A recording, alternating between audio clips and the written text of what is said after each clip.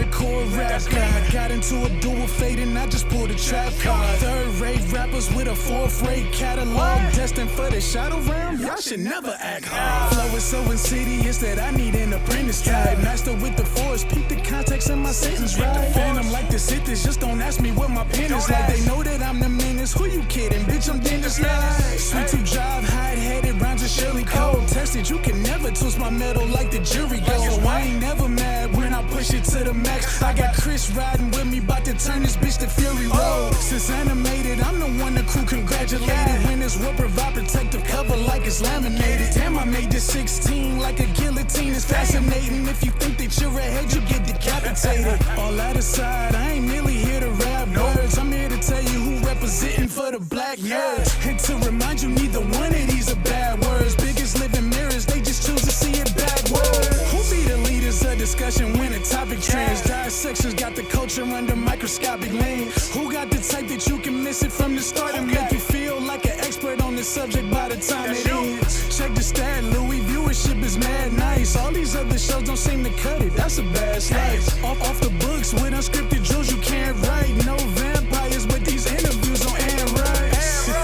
Yeah, this is the best part. Rhymes on Mandalorian, Independence made a best score. Starting a war with these stars, you won't get far. This is the way you play a game of life or Death Star. So far removed from the drama, we don't notice harm, but won't hesitate to shed a light like a Patronus charm. With mischief managed, troubles at a disadvantage. Must be something in the water, dip your toe because you know it's warm. Where can you find another show with such a fine cast? And if you try to box them in, they playing Minecraft. And basically to sum it up like you define math, this crew's the best and it figures like a line graph. I'm Mary band like the words I do. Level-headed, you don't have to have absurd IQs. They know you can relate because they're nerds like you. With their help, you'll see the world from a blur's eye view.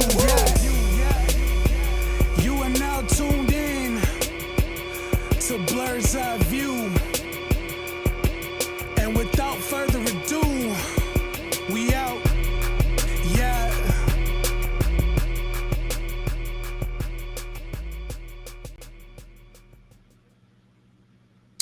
Hey everybody, we're back. This is your Thursday night episode of Blerd's Eye. Boy, that sounds like a quiet storm voice. Let me get that redone.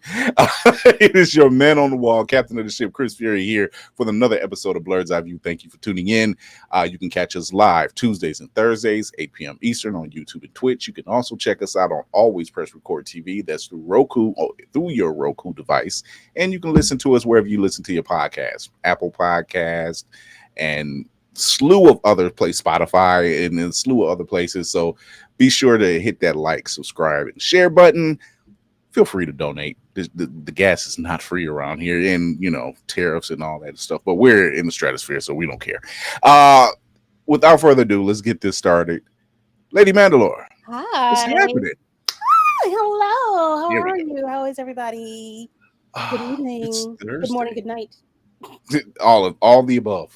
All the above. So what's going on in your world since it's my Friday today? Good Lord. I took tomorrow off. Sir. I took tomorrow off. Sir, I'm happy for you. Have mercy on the rest of us, sir. I mean, some of us are feeling. Hey, the way this is going here, they better be glad I'm having some mercy. I wish I had your options currently.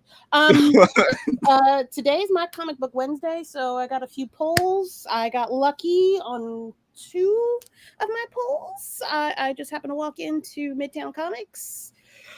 Shout out to Midtown Comics. I haven't been there in quite a while. It's still there. I'm due for a visit to New York anyway. So. It is. I mean, they're. I don't know. Oh, it's been a while. Yeah, they're. It's been a while. They're corporate now, so yeah, they got them. They got them, Chuck. But I got these. Bit of roots. Mm-hmm. Bit of root. And that. Bring on the bad guys. Doom. Is that one signed? I know you had showed us in the chat. Is signed by Mark? Is it by Mark Guggenheim? Yes, sir. All right. That's his little scribble dabble and the whole mark authenticity. So if you do not have your Bring on the Bad Guys Doom, at least that's a variant cover by Mark Guggenheim that's signed. So if you haven't grabbed it, and he signed a few. Oh, I'm sure. Yeah, He's kind of it's about to be the season of Doom for like the next year and a half. because why? How many issues? They pushing Doom heavy at Marvel. all year. Like, sir, like I get it. I know he's next, but can we? Normally these types of things happen after a movie is released. Right? But they say, "Oh no, we're pushing this way ahead of time."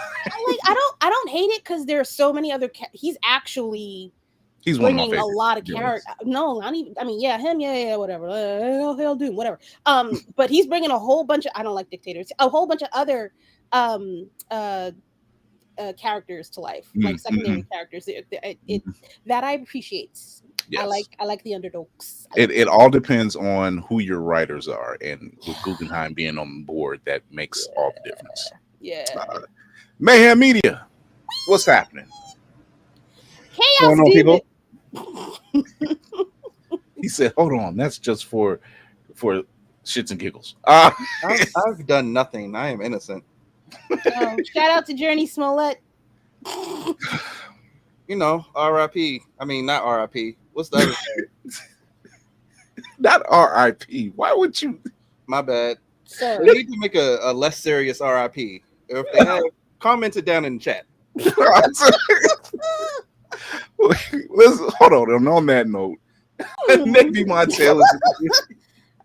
Reverend, please lay hands on this young brother to My hands will burn up if I touch this boy. I don't know about that. I need these. What's going on, you sexy beast? Let me shout out some of the people that's in the chat right now. Shout out to Mal. Mal's in the building as always. What's going on, Mal? All Nerd Entertainment is in the building. What's happening? What up, bro? Thank you for joining the crew. Bama's here. What's going on, Bama? So thank you. Some of the testicles. So Lady Mandalore said this was her comic book Wednesday. So technically this is my Thursday because I had to take today off because a injury got re-aggravated. So I took today off to recover. I told you to stop putting your foot up. Stop twerking. Wait, hold on. I told you stop carrying these hoes. Listen, I need, in other words, I need to be hosed to be carried, so I ain't got to worry about that. That deficit is -5. As far as my foot, that's the problem. So I had a broken toe re-aggravated, so I'm pretty much at home. Oh, I was just joking about. I was not. No, my brother. Once again, mutant power. Just don't know the levels of how this thing works. But you know the good thing though, because just like Lady Mandalore, I want to show a couple of things if that's okay. Okay. All right. So, Green Lantern number 5. Fuck. No, Green Lantern. No, yeah, fuck. I saw it in the store, and I'm like, do I have this yet? No. The answer to that is no. Okay. Of course, I got my Bitterroot number 5. So you know what? I hate y'all because this comic is amazing. Unfortunately, my brick and mortar doesn't carry a lot of those type. It carries like local indie creators, which is fine. Which is great. But I want They Chose Violence. I want Bitterroot. I want those. I'll gladly pay for them. Call some Black Panthers. Wow. Okay. For your conspiracy theorists. World Tree number 16 is out, and let me tell you, this bad boy slaps so hard. It makes Department of Truth look like a fever dream. Put it like that. Oh, much like the timeline we're on. Okay. Yes, and San Diego Comic-Con. I did not get to show you this. X-Men Age of Revelation 0. This was given out at the X-Men panel on Thursday. Because they're getting ready to start that. Yes, and let me tell you, the covers and what they reviewed, oh my gosh, I am geeked for this. But if you went to the panel, everyone got this. So this is an exclusive. So for some of you who are new to the comics realm, go track down the trade Age of Apocalypse. Fine reading, I'm telling you. Oh, fine reading. People like me and Chris got the whole run, which I'm proud that I finally did. So it's how we found out about Wolverine and Claws. Oh, What she's you got got? that What look. you got? She's got What that you got? face. Now you know about this too. I just happen to have the hard copy. Please go get this. Yeah. Yes, go get that. Please go get Oh New my God. game. As a Go. matter of fact, New Game Plus. New Game New Plus. Game Plus. He's going to be on your show Sunday. Mhm. Yes, he is. He's a lovely gentleman, Mr. Colin Carson. He's lovely. He's lovely. Yeah, it's gonna be on her He's show. and I'll gonna be on my holding the show. door. We're gonna talk about this fucking book. This book is get the It's RayComics.com. RAE Comics. If you They can't put out some spell, you're really not good stuff. reading. Oh yeah. Ray Comics DJ puts out and some really DJ and good the crew, stuff. they be putting in work, y'all. Joystick They put in work. Angels. Joystick Angels. Yes. I Yeah. would love to see some animations from those. This the one though. This the one Yeah. you need the animation for. I'm telling. I think Mayhem would like that one, honestly, because Yeah. of the No, subject on matter. some on real tip. On Yeah. real tip. No, that's up your Yeah. alley. Tafar had her boots on the ground. How's everything going on in your neck of the Hi. woods? I heard Broken Toes mentioned, and then immediately I felt I was summoned. So I don't want to be a part of that club. Okay, I don't. I really don't. neither do I. I have this way. I wear carbon fiber inserts. It's not great over here. Oh Lord have mercy. I wish I had it like that. It's like Skittles in a meat bag on my foot. So that's how it feels right now. I was just told, hey, we had to like put a regular saw away and go get the big one, which we haven't used in years. So Lord. So, real quick before we get to our main two subjects, what is a project that recently came out that you've missed, and why you want to watch it? There's been too much. I'm gonna be honest with you. I like a lot dropped like in a week at one point. But yeah, I might hate watch this. I do not want to watch this shit. I promise you, I do not want to watch this shit. No, I take that back. No, scrap that. Different project. George Washington Black. I need to see that. I need to see that. I started it. It's good. It starts off. Yeah. Sterling K. Brown's in this. Another Hi, Mr. man is out there. I don't know why they're not giving this brother his fault. He acts his tail off. I like your acting and other things too. And what's bad about it? Well, here's the crazy thing. Oh, I've always watched him. I'm like, yeah, but did you watch him in Supernatural? And you say, what? Then you ain't watched because What was he in that? yeah, he was in That go Supernatural. on too long. I can't do that. I don't count the last season because damn COVID. But yeah, it was the much earlier seasons. It was the much earlier season. I very much learned about him, like a lot of people, as Randall from This Is Us. See, I mean, that's the only way I know him. So then jumping from Randall to Killmonger's dad was quite the shift, but it's just like, y'all stabbed the nicest man on television. Why? Caught Bam off guard. He was in Supernatural. yeah. Yes, he was. I mean, that's just like Miami Vice.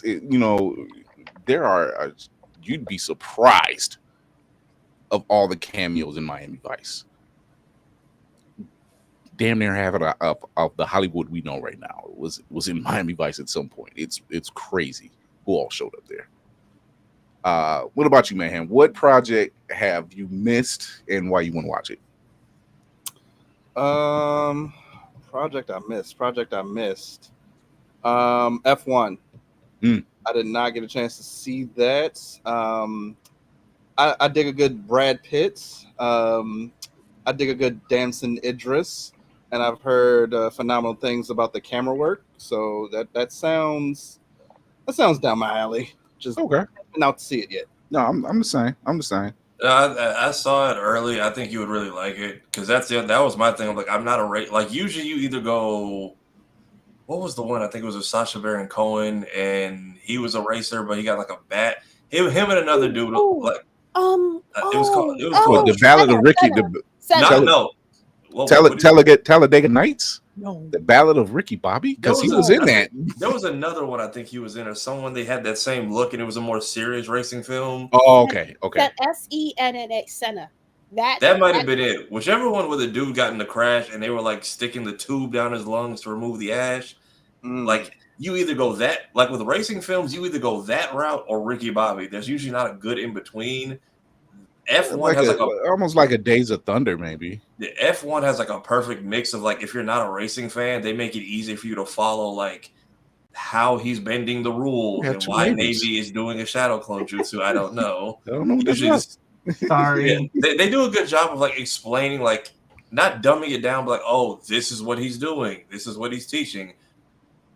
Only thing I can say is why they market it as like Brad Pitt's movie when it is equally him and Dams's movie. That's a whole nother discussion, but it's a really good film. That's definitely one for the collection if you need like a new Blu-ray to add in. Yeah. No, I very much get it, but it's like the movie takes place in all the places that Damson is from. So I'm like, you think he would be more geared? Because it's Brad Pitt. But the whole movie is Brad Pitt like becoming Dams's wingman on the track when you watch it. So it's like it's equally parts both of their film. Here, and we're going to talk a little more like how I think that works. A lot of people, the majority of people in this world, they have short mind span, they have short attention spans, and then two, they have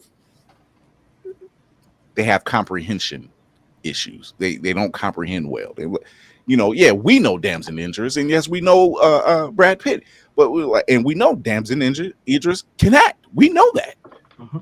So for us, we will say, yeah, I'll go see this. This is his first feature film. Yeah, let's do it.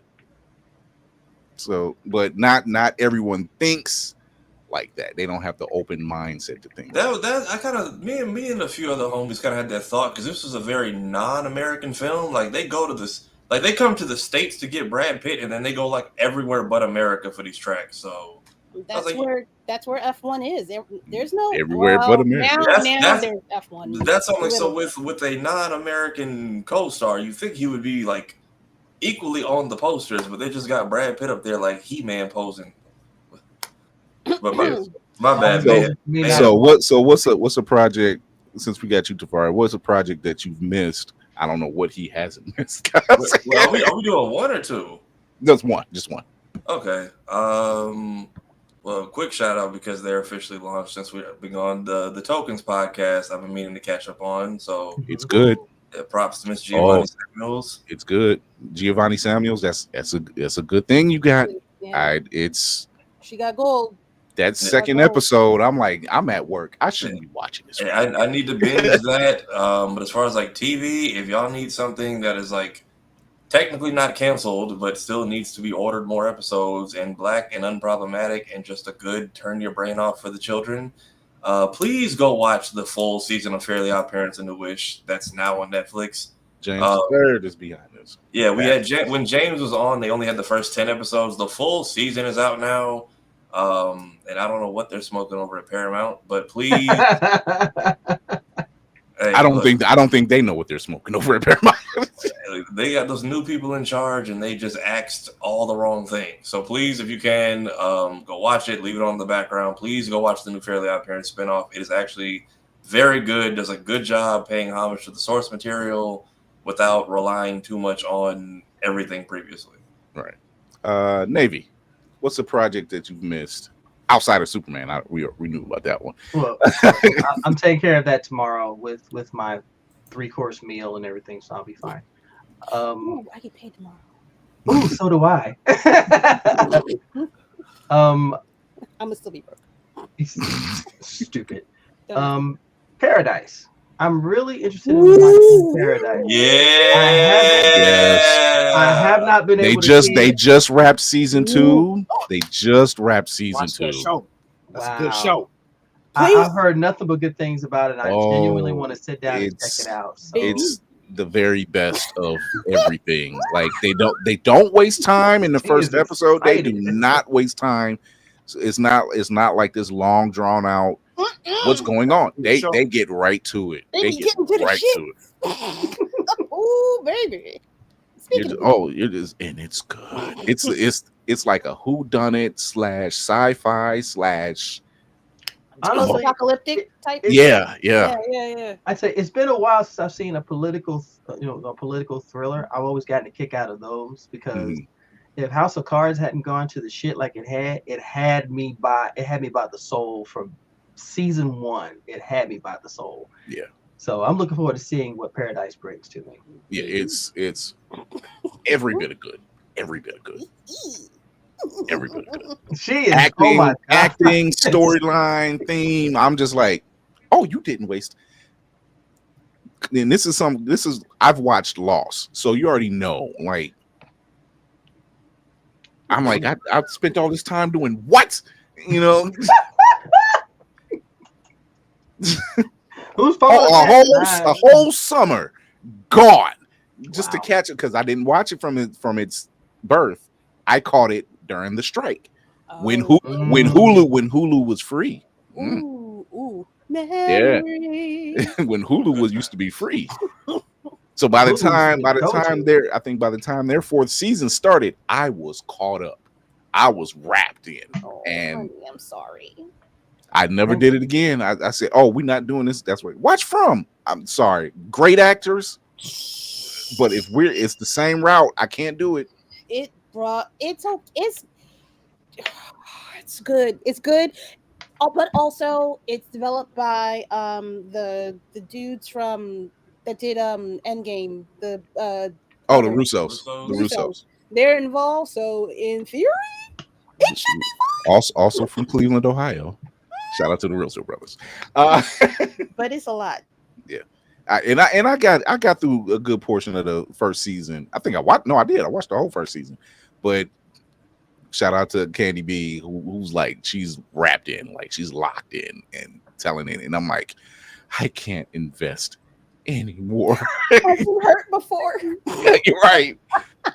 Because I was like, because everything I was seeing was questions. And I'm like, I'm getting PTSD from Lost. I can't do it now. So our first part of the show, we are talking about, actually the whole show is about the Marvel Missteps.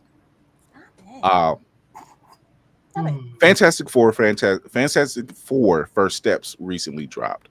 And in my opinion, it's a good film. It's a fun film to sit back and watch.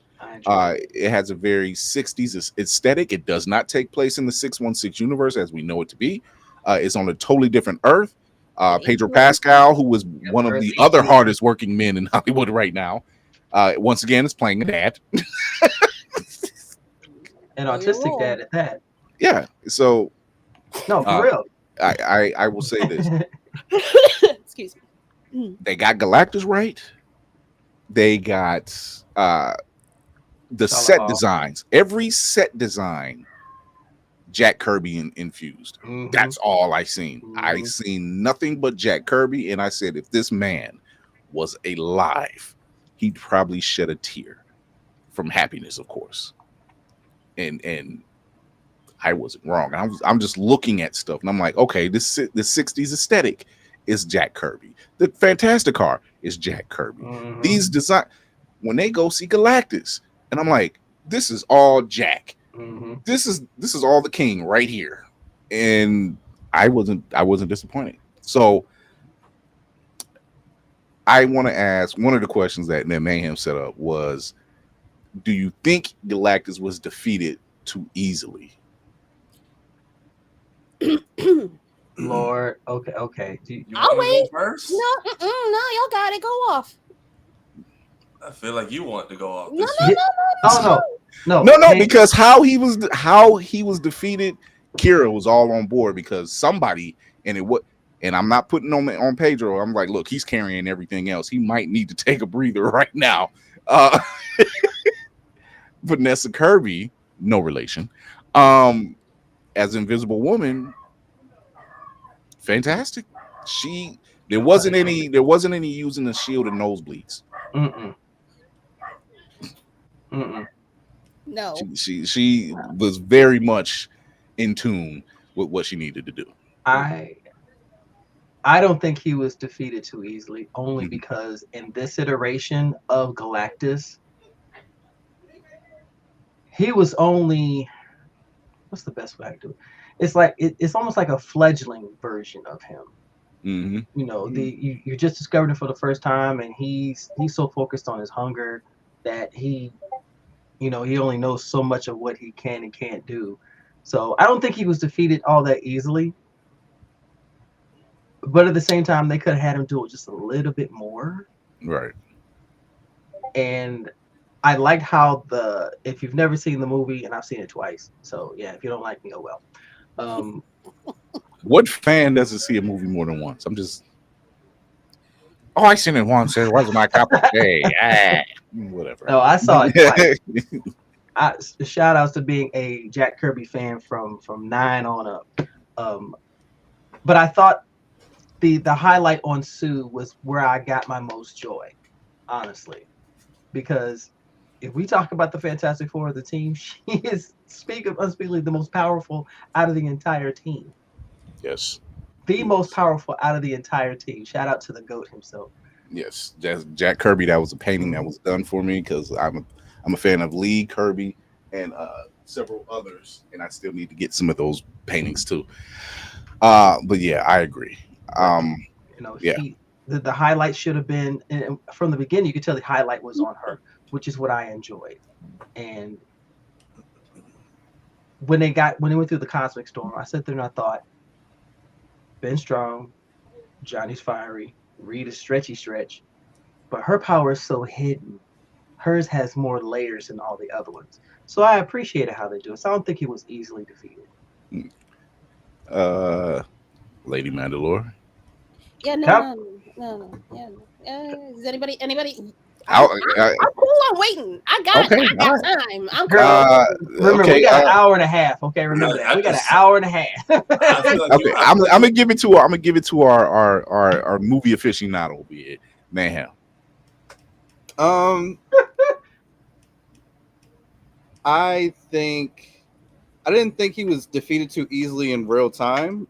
After I left the theater and I saw some of the discourse online and people were complaining about it, I think maybe to Navy's point of how strong Sue actually is, maybe they could have laid some of that groundwork a little earlier, because when they first see Galactus, they're like, holy shit, what the hell is that? But then like they just push him into a big hole and it's like, oh, okay, that didn't. All right, we were kind of a little nervous for nothing there. Just, I think maybe more. I think it speaks more or less because I mean, this is a spoiler section. We're not holding anything back. It's been a while. I think because she's a mother now, because they didn't waste any time there. We didn't need the origin story. They got right past all of that. They do it like in a bit of an exposition, but there's really no flashback or anything like that, other than I think a radio transmission that was heard or something. Yeah, just a documentary-esque with the transmission overlaid in the background. They didn't, which I appreciate, because we don't always need that. So providing that, this team has been here. This has been Earth's protectors. They've been here for a while, and they get right to the pregnancy of Franklin Richards. And I think because once she becomes a mother, she doesn't realize, as they say, that mama strength kicked in. Oh, did it ever? So that's how I took it. I saw somebody said it was like, that pinned child under a car, like you magically find the strength to do what you need to do. I was like, all right, cool. I see it. For me, it was also the fact that everyone is fighting around trying not to crush this unfortunate infant who was caught in the middle of all this. So he didn't even have both hands free. Like, maybe he gets because he's not dead. He's just lost. So he's moved to another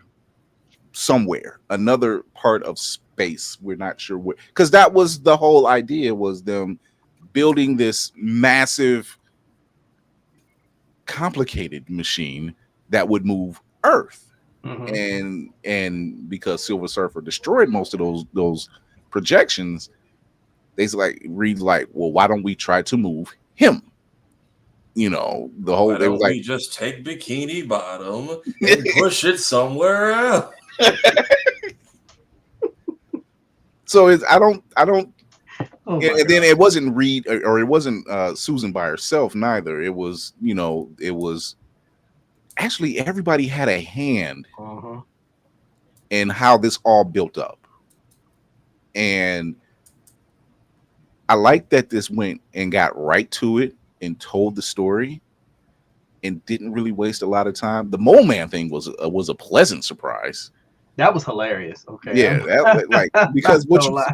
what you see in a lot of films, a lot of the superhero films, is like the villain dies, and here, because of Susan's compassion and understanding, he's like, no, there's a reason why he's upset, and she's created this truce between Upper Earth and Lower Earth. Subterranean. Yeah, subterranean. So she managed to create that, and he's very much the underminer. Yeah, that's basically what he is. Yeah. That whole movie is basically just the not Fantastic Four featuring Mole Man. Yeah, that's what the Incredibles were. You know, everything in the Incredibles is every bit Fantastic Four. Mm-hmm. They took their keys, they took their cues from old FF issues. So yeah, I Tafari, go ahead. I'm gonna let you get your. I feel like they talked up her diplomacy a lot, but like you said, they could have shown her skill set a little bit more in the beginning. Mm-hmm. Like, I think we were supposed to see more, even with like Red Ghost, because we saw them take down 1-8, but then they cut him out the film completely. John Malkovich completely cut out the film, which I thought was why? Odd choice. Yeah, you got a high-ranking actor and you cut him completely. That's kind of weird. What did you say, sir? That just means he can come back as someone else. But yeah, so I think at times when they could have showcased her powers was basically replaced with Johnny and Ben. Basically, the whole movie saying, "I'll fight anyone, anywhere," because they immediately showed Galactus not immortal. He's just big. Because they immediately went to work and just started breaking shit on the way out, which I'm like, I appreciate it. We're at least not waiting for the action. Because Johnny was just like, all right, we tried diplomacy. That shit didn't work. And then Ben with the linebacker blitz on Shala Ball into the wall. I'm like, okay, so she's not immortal either. At least we know she can be touched. Yeah. But I feel like when they, I don't know, I was expecting a little bit more motherly rage during the whole stressed out birthing scene. But yeah, I like what they did for her in the end, even though it came at the cost of her literal life. But I'm curious to see if she's done with diplomacy after this, or if they put her back into Naruto Talk No Jutsu standards for whatever else she's gonna be in. I don't see them taking that character and doing Snotty Kitty. Oh my god. I don't see them taking Susan's like diplomacy path away. Like, because actually I think that's very endearing. What I liked about this film is each one of these characters embodied everything I've read about them over the years, but they kind of expanded a little bit. Like, Thing, the city loves him despite his look. He's not hung up on that. You know, he's accepting. He's confident. You know, he's not afraid to go talk to anyone. In this case, is Natasha Lyonne. So he's like, and she's very receiving of it. The kids love him.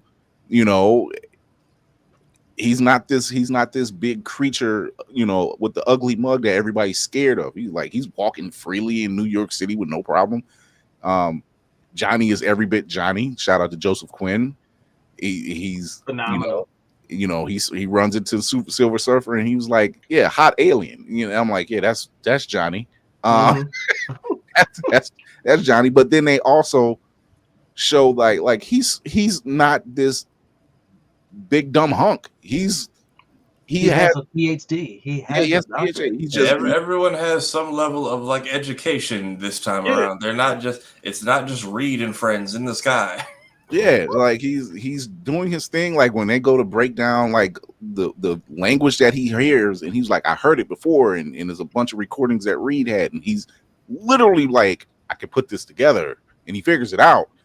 And I'm like, I like this touch. Mm-hmm. They didn't make him just quippy. Yeah, a quippy, horny hothead. That's what they did. Yeah, they didn't make him a horny hothead. That's what it boiled down to. You know, and Pedro playing Reed was every bit of all science. He gets distracted. that's a form of autism, you know, or ADHD, however you want to look at it. But even when that deal was being brought to the table, and you could see in his face, and even Susan was like, "Oh my God." I know you not. He said he considered.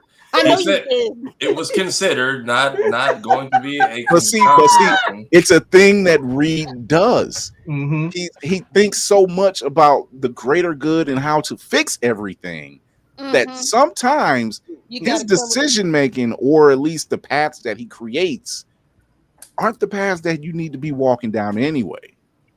He goes around the corner to go next door, literally. Say it, man. Say it.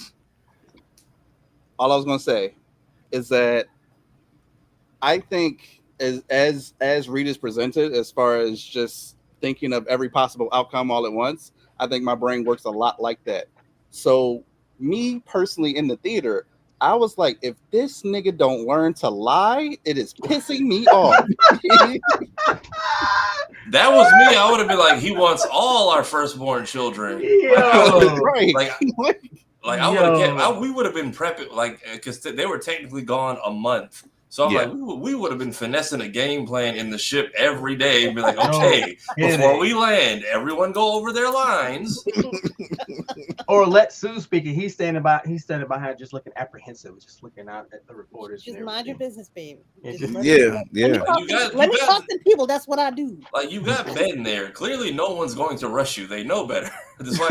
That's why nobody tried to overstep the line for the press. They knew what not to do on GP. And then when they were like, "Give up the baby," and then Ben came outside, I was like, "You know what?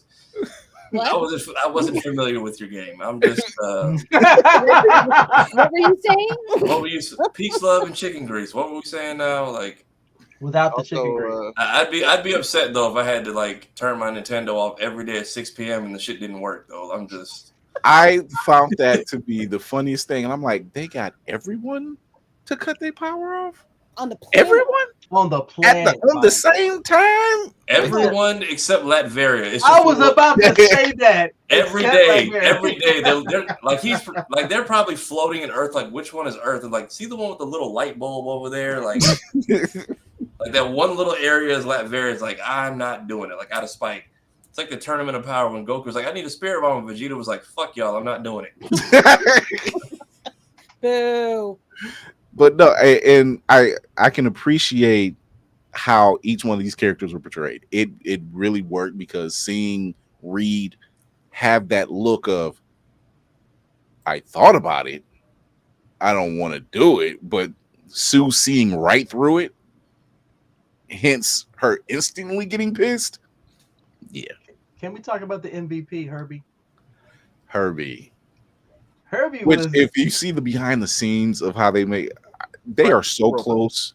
They are so close to like having an actual working robot on sets of movies. It's ridiculous. I think it's cool. If Elon asked to contribute, no, because it wouldn't be his in the first place. He would have stole the design from somebody. Herbie would look like the Cybertruck. So I'm just saying, like, if he's like, I think AI can tweak it. No, not a chip, not a dip, not nothing. Stay away from Herbie. I will say this: that point where Galactus comes to Earth, and it surprises Herbie. Now Herbie talks in a bunch of beeps, and I swear to God, that's what I thought he said. He said, "What the fuck." This movie needs to be rated R, because Herbie dropped 2 F-bombs as far as I'm concerned. Is the way I looked at it is like, R2D2, Chopper from the Star Wars Rebels, like, when they cursing, you could tell it's inflection. And so I was like, damn, I learned how to read droid. Thanks, Star Wars. So just hearing Herbie doing, I'm like, yeah, that was what the fuck. But everything about this, to me, the aesthetic, the setup, the designs, seeing the behind the scenes, which we've seen earlier today when they showed the behind the scenes of how they made her. This is what that movie magic is all about. Like, I come from an era where I remember Johnny 5, and I just thought that was cool. And then you see the wires and how they made him work. And I'm like, now we're not even using wires anymore. So I can dig it. I do like how they portrayed Ben, because yes, we never see him go through the gradual transformation, which is great, but we see him looking at reflections of himself in the, just kind of glances. Yeah, and just desires, like, you could tell deep inside, he's like, this is not what I wanted. I didn't want any of this. But what got me is when he grew a beard and he was shaving that beard. Let me tell you, the rock beard. I giggled so hard. I was like, hey, Laney. Rock beard, let's go. Lady! I remember someone actually saying, there's a scene when Galactus is there on Earth and he grabs Reed and he basically is stretching him. Mm-hmm. And they're just like, well, he should be able to be used to that. And I say, no, you got to think about it. There's a size difference here. Like, this is Galactus, where he's probably never went that far. That's like beyond his. That's like beyond his point. He's like, yo, this is way past what I'm used to doing. Mm-hmm. That's something like you should have a little more give than that. Like, I mean, like I'm thinking, it's just like use his full wingspan. If that's what we gonna do. Like, okay, I'm gonna give y'all some perspective. Okay, just because I can push a whole baby out my body, I knew she was gonna do. Doesn't mean that everything's gonna be all right. Moses. Okay, after pushing, and some things you got to stitch it back together on some parts. Okay, I'm just saying, perspective. Everything don't stretch for fucking ever. We can figure that out. This anatomy lesson is brought to you by Milk Duds, because why not?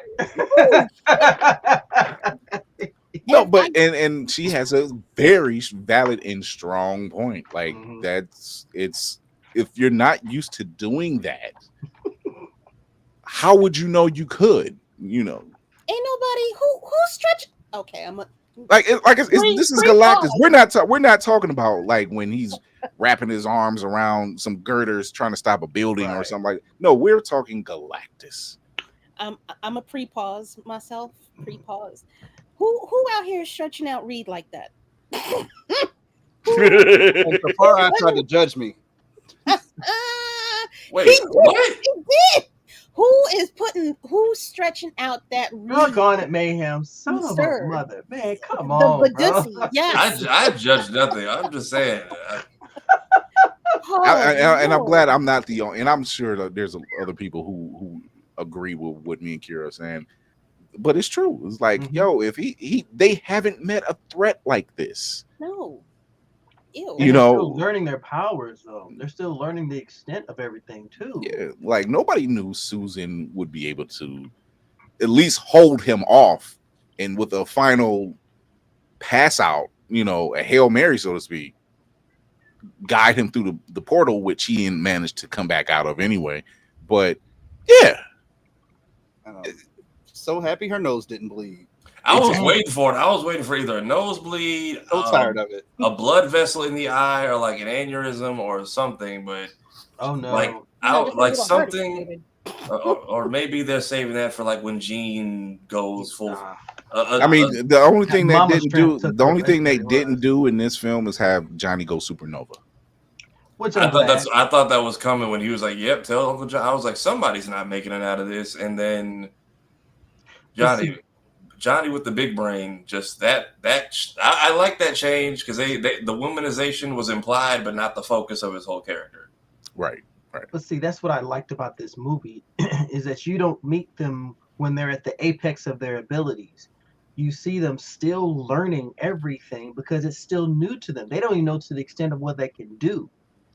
What Sue did, everything is almost. I'll say, because even like almost street level. Yeah, it's instinctual, and what do you do as human beings? You can only do so much, and you recognize that ability, but you don't know how far that can go. And the same thing with them. Cosmic rays didn't come with instructions. It's like the greatest American hero. We got the suit. We don't have the instructions. Lost the instructions. Lost Twice. instructions. Meanwhile, you bouncing all over the place, flying through the air. What the hell am I doing? And I think that's what made it so endearing, because we saw them try so hard to be human instead of superheroes, but still trying to combine both worlds, and they were and it was clashing. It was genuinely clashing. Yeah. She definitely was the most tactical, because like using your powers to magnify his eyes so Johnny at least gets a straight shot to blind the man. I'm like, they've either been practicing like off the clock, or she's very aware of her abilities more than everyone else. She was very much, I won't say battle tested, but she was ready when the moment came, either verbally or physically. Wait, hold on, because I would say we've been waiting for it. Go ahead. All right, so sorry, because I got my snacks. I'm ready. Y'all are touching on points that I had already set up. So first of all,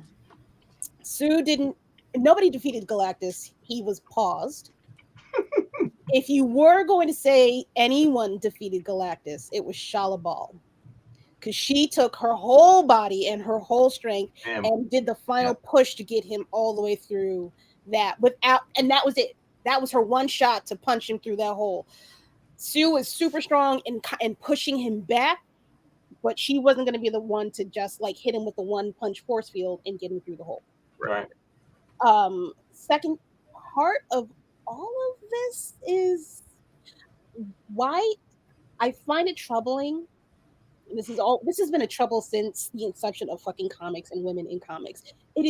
Why is it so easy to believe what is that man's name? Johnny can pick up a language he's heard maybe once in his life, comb through thousands of other languages, decode it, and then talk to Shala Bal in her language. But it's hard to believe that a woman with superhero powers and force field powers can just push a motherfucker through a hole. Are you like how? I know those are two different skills, but if you can suspend your disbelief for Johnny, I need y'all to work on suspending the disbelief for Sue. I agree. Wild. I know. I agree. No, I agree. It's the same. I think that comes from the same crowd that when they found out about Shala Bal, it was just like, she's not the Silver Surfer, and I'm like, yes, she was. She was the original. Technically, she was the original Silver Surfer. Exactly. And Norrin Rad, who we know as the current Silver Surfer, was her husband. So comics, everybody. The material's out there. It was a sister tag team for the win. Yeah, so it was just and they're like, oh, they're gender swapping. It's not a gender swap. What was your counterpoint, Chaos Demon? Oh no, I was gonna say counterpoint. I didn't believe Johnny could do that shit either. But okay, that was me. I had a bigger problem with that scene. It's the fact that Johnny took over all of New York's televisions with something on his watch. I'm like, what type of CIA fucking technology do y'all have that they just like look the other way on? Because that's wild. Well, that's what I was thinking. I was like, I'm like, how much does the world trust y'all? Because you just got access to like all of basically Times Square, and the entire world is apparently watching this happen because y'all are the only thing on TV right now for people that still have power. Like, to be fair, they've shown themselves to be the only protectors because they never revealed any other heroes in this particular world. Maybe that was part of Johnny's brand deal. Like, hey, you're gonna drive by that billboard and light it on fire 5 times a day, and in exchange, we'll give you access. But also Johnny just keeping up the old Fantastic Four lore. Because remember when Reed had to like curse Malice out of like her brainwashing with like toxic masculinity, and then Johnny was like, "All right, here's my trap card: accountability." So but see, I'm with Kira on it. It isn't just this film or this medium. It's like across the board, and we know what it is. It's toxic masculinity, and like if these people aren't even real. I'm just don't start at mayhem. That was my whole. You know what? When he played all the dying planets. When he played all the dying planets, and her reaction was just to like hot girl scream into the camera and then leave. I'm not gonna lie, I laughed a little bit because I just seen Superman and I was like, what's with the screaming close-ups with like the full show of teeth? She just like panic yelled and then just dipped, and I'm like, okay. I guess she had to recollect her actions. She had to be held accountable for. Like she didn't say, just come here by herself. I was expecting it to drag out. Like, no, stop, and he just keeps playing voices. She just said nope, panic yell and full flee. She has fleed like a Pokemon battle when the ball didn't land. It was what the furl. I mean, she sacrificed herself to be his herald to save her planet, in return to give him other planets to feed.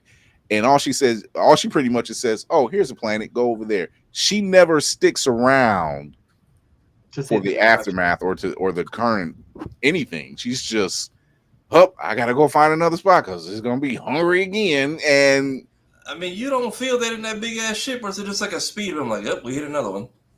Oh no, she's just like, yeah, go over. He's over there. I gotta go and find some other stuff because probably in another week he's gonna be hungry again.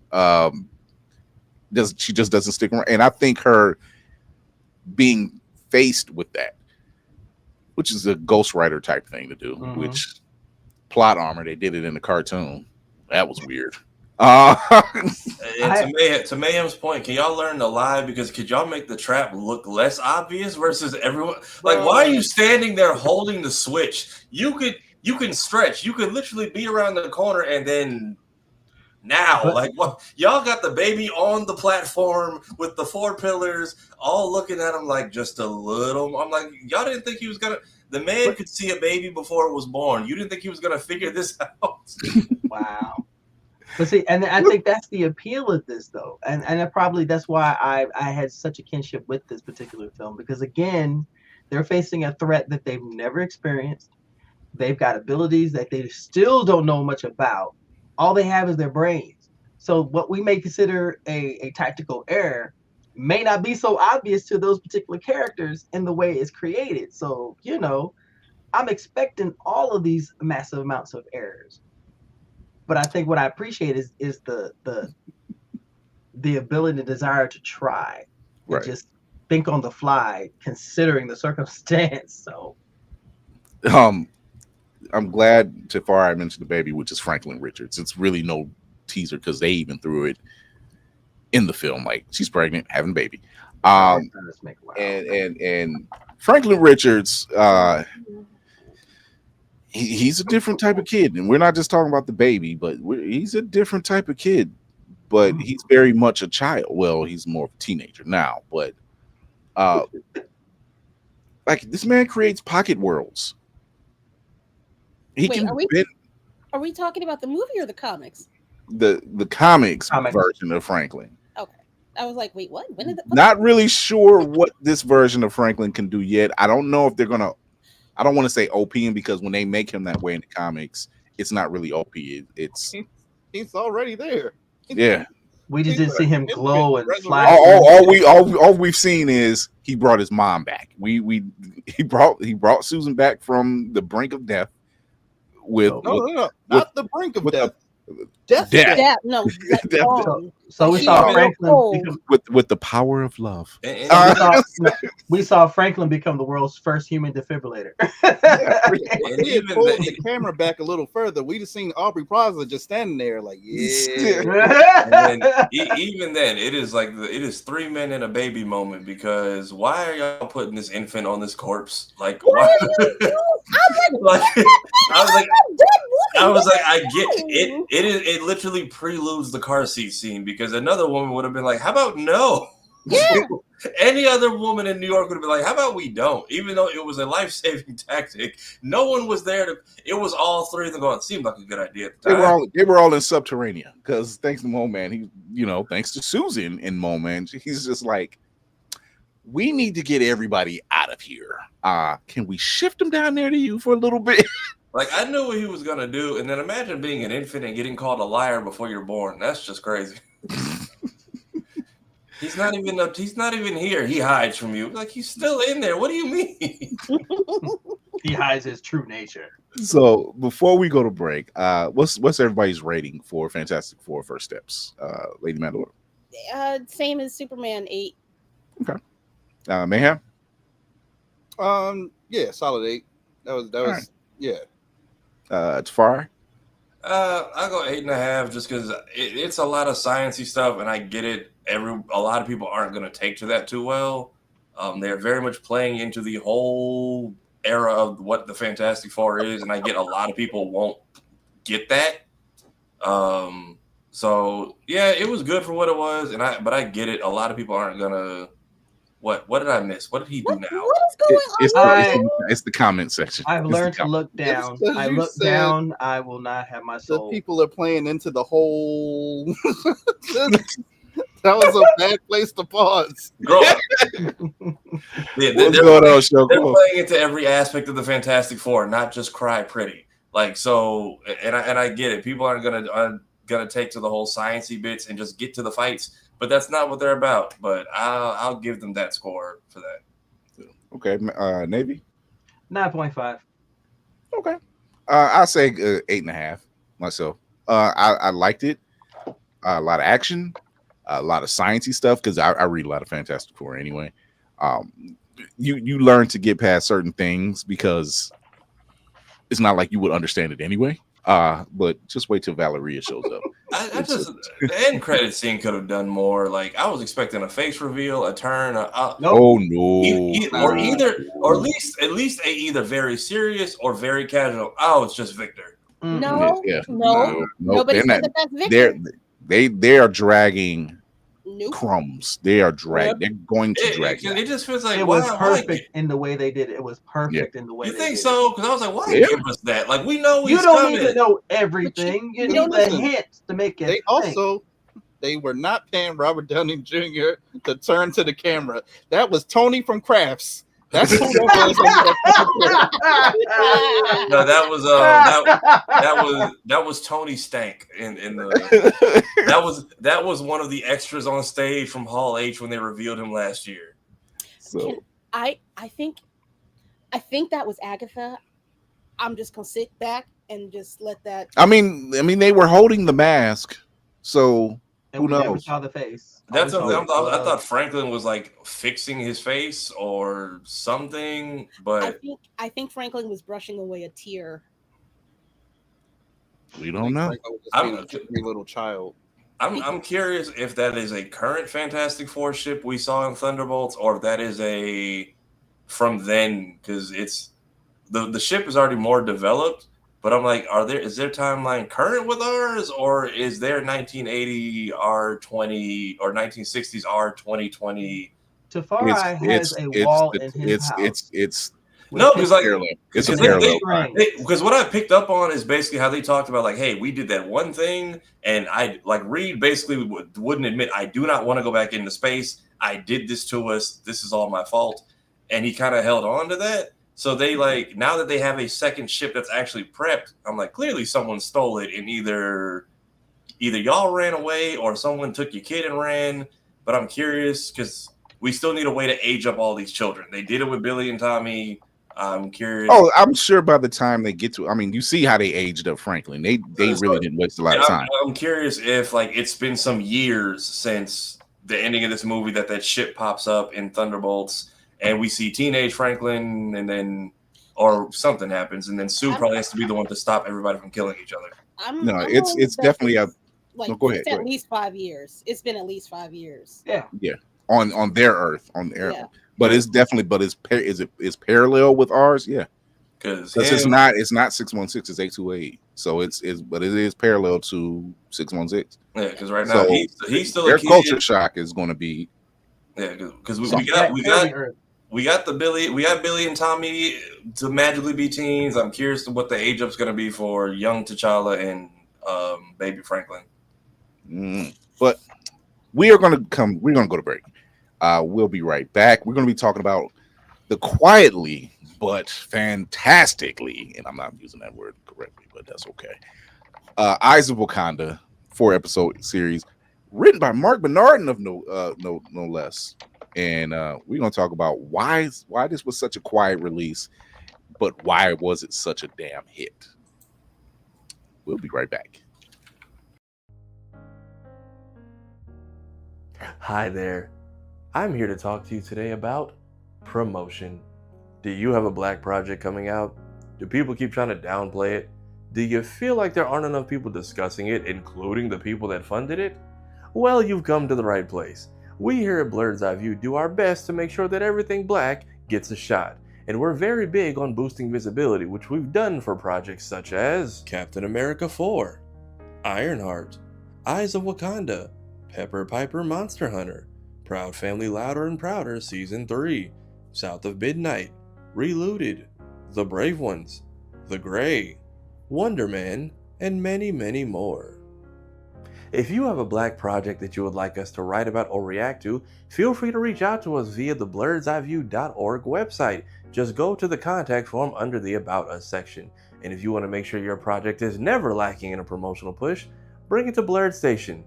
We look out for each other and make sure you never have to worry. Thank you.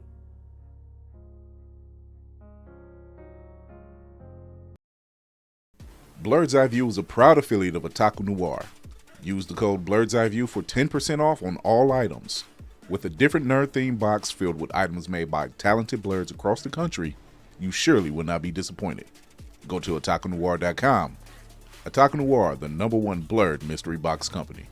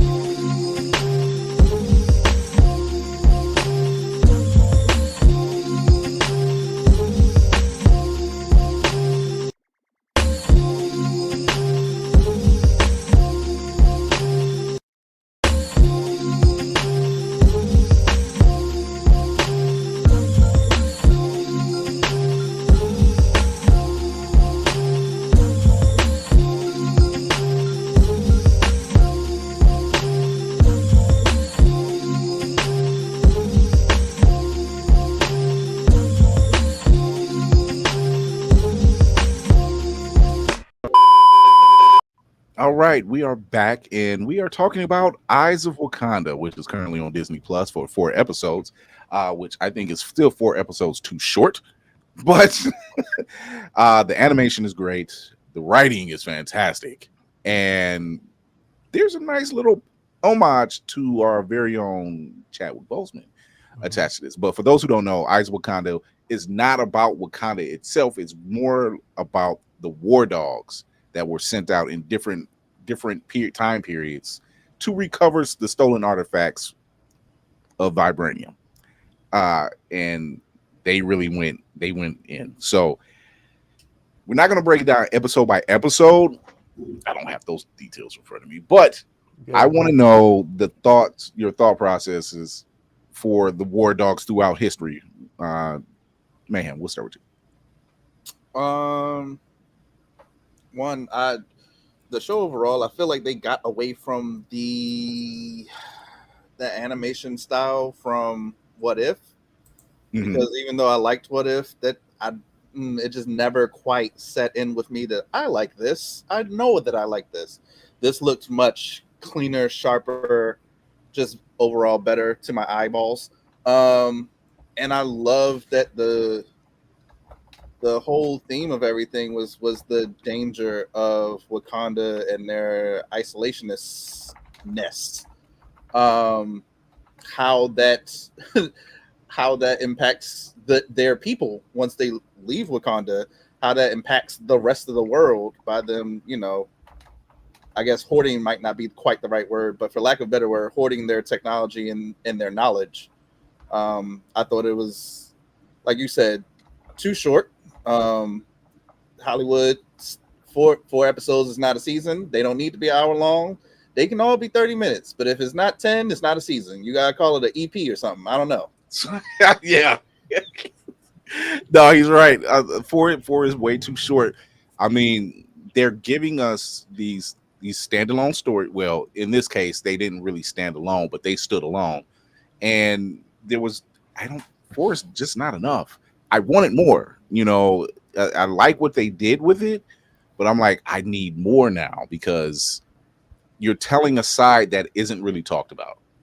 You're telling a side of Wakanda that really isn't talked about. And what is really shown is the War Dogs side of everything. All of their stories tend to be the same, even from the film, from the films to the animation.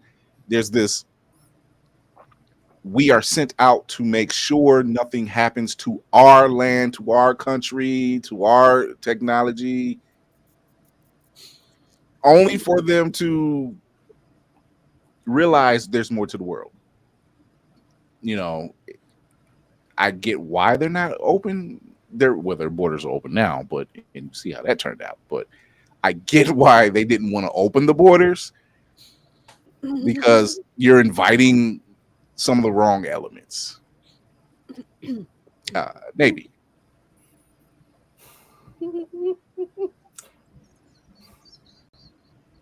Wow, I swear. I'm looking at show quotes. It was like, Swear.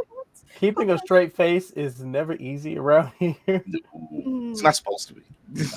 It was show quotes. I'm sorry. I actually read that out loud.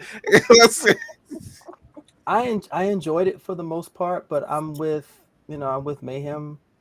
I feel like the animation style was, I don't know. I think the style is what brings you in, and it didn't really grab me. I think there were a few things during those 4 episodes that I really appreciate, especially seeing the Iron Fist reference, which really excited me. I was like, okay, I appreciate that. But I'm genuinely going to. I actually want to look at it all over again, and see what I didn't, what I pick up, what I missed. It's far.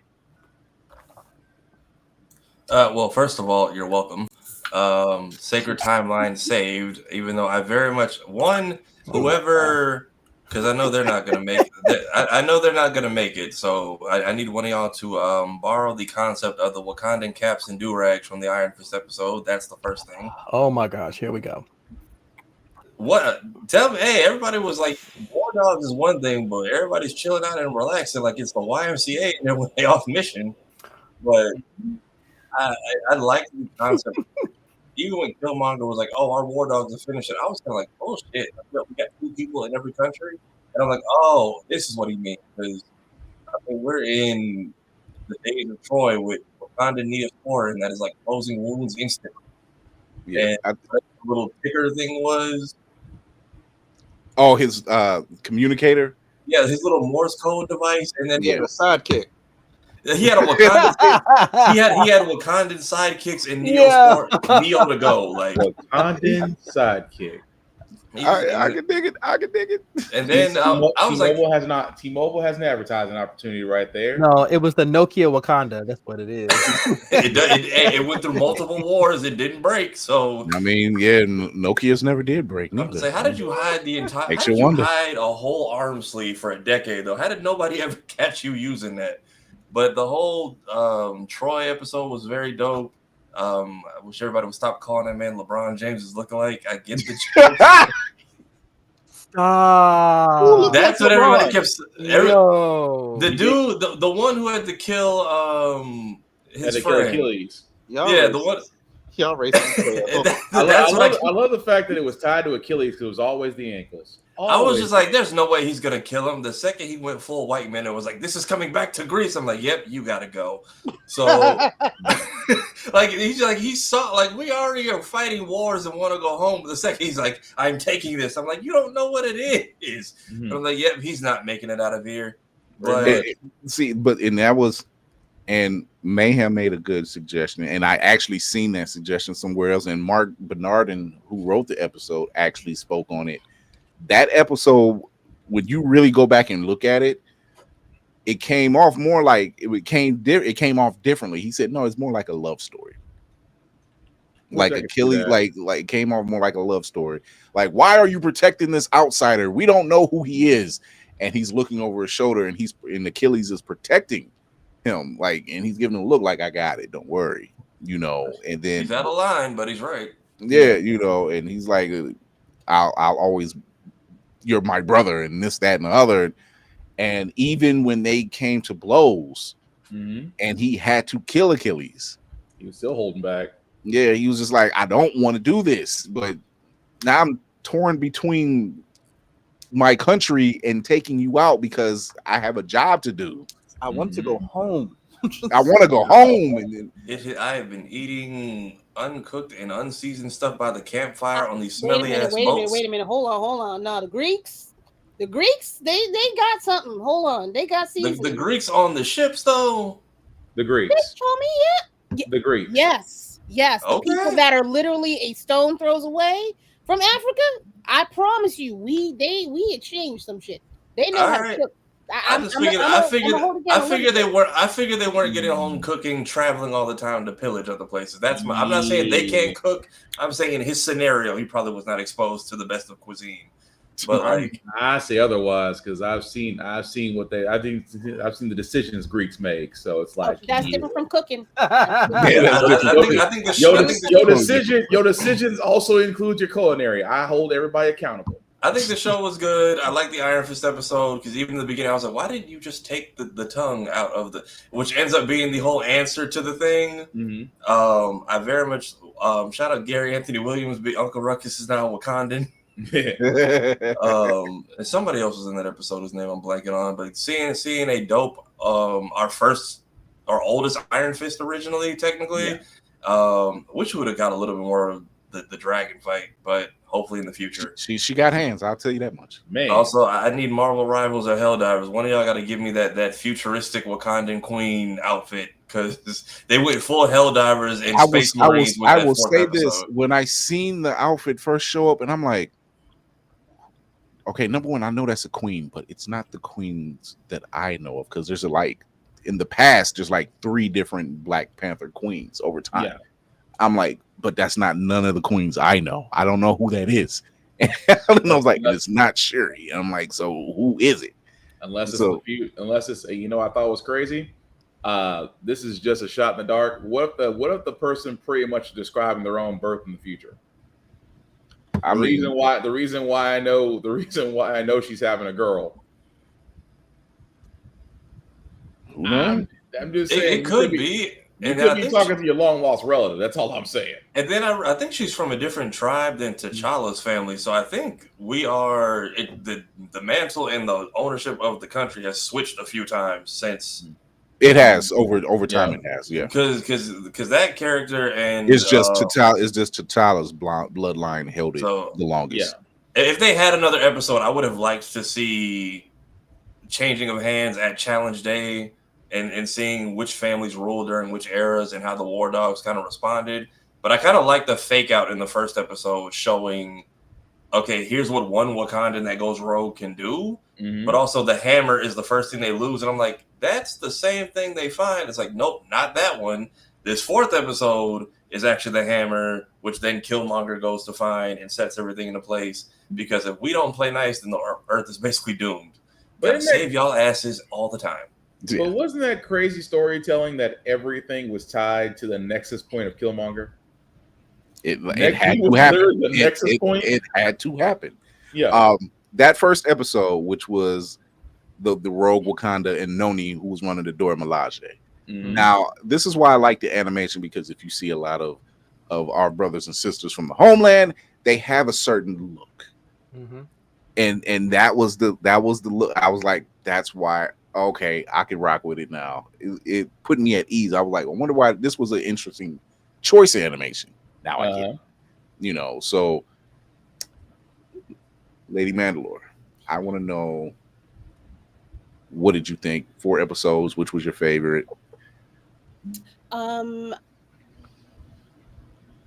3 was my favorite, the Iron Fist episode. Okay. Lost in time. Yeah, no, that's hot fire. Overall, I'm okay with it being 4 episodes. I'm tight it had to be the Black show that had to be 4 episodes.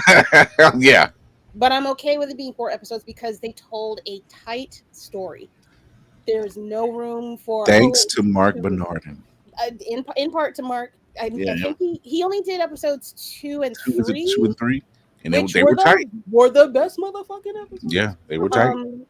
But I liked the fact that you didn't have to do all this grand overture in order to connect back to Killmonger.